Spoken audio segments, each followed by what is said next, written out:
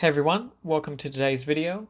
Today it's going to be a quick one. I'm just going to show you how we can clear the recent file list in Photoshop. So if I open up Photoshop here, we'll just give this a second.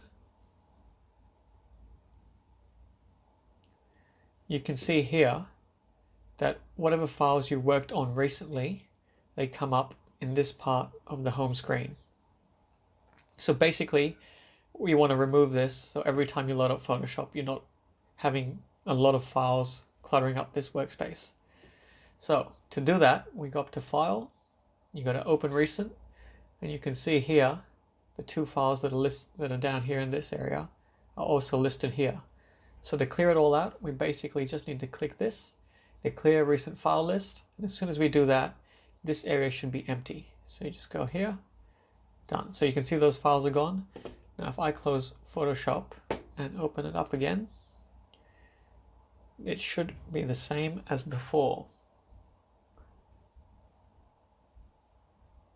So you can see here, now there's no files in this area when you open it up.